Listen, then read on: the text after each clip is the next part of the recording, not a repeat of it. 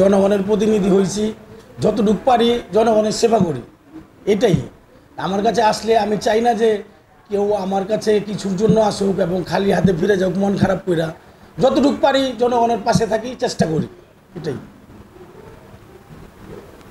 অনেকে নির্বাচন করি, নির্বাচনে আমার একটা প্রতিশ্রুতি ছিল যে আমি এলাকা মাদক মুক্ত করব এবং প্রশাসনের সহযোগিতা আমার নেতা জননেতা নজরুল হামিদ বিপু ভাই এবং উপজেলা চেয়ারম্যান শাহিন আহমেদ শাহিন ভাইয়ের নির্দেশে এবং আমার ইউনিয়ন পরিষদের চেয়ারম্যান হাজি মোহাম্মদ লাটমিয়া ভাইয়ের নেতৃত্বে আমরা এলাকা থেকে মাদক মুক্ত অনেকটাই করতে পেরেছি ইনশাআল্লাহ।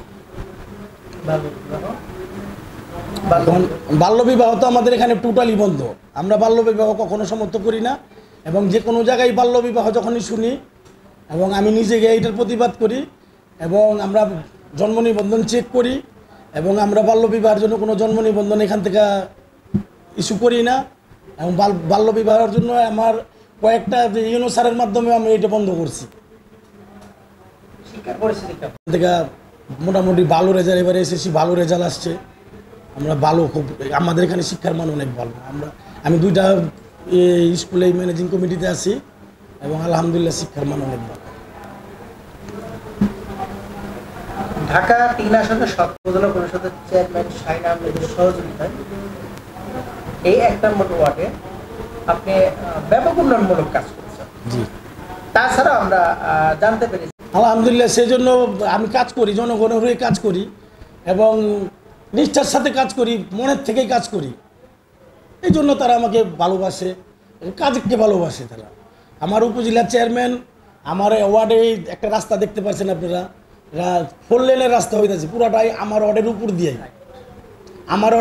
যাইতেছে এবং এই রাস্তার কারণে আমার এলাকার ব্যাপক হয়েছে, সুনাম হয়েছে এবং ব্যাপক আমরা এইটার ফল পাবো, ভালো ফল পাবো। এটার আমার ওয়ার্ডের উপর দিয়ে সেই রাস্তাটা, পুরো রাস্তাটাই আমার ওয়ার্ডের উপর দেওয়া।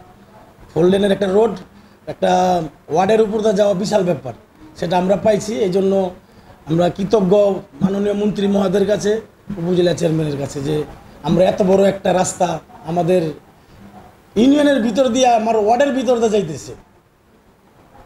তো আমরা সবাই আশা করছি যে আপনার এই ওয়ার্ডটা অল্প কিছুদিনের মধ্যে একটা শহরে রূপান্তরিত হবে ইনশাআল্লাহ। আচ্ছা, জাকির ভাই, আপনার কাছে সর্বশেষ যেটা জানতে চাচ্ছিলাম, আপনার এই ওয়ার্ডটা নিয়ে ভবিষ্যৎ পরিকল্পনা কি?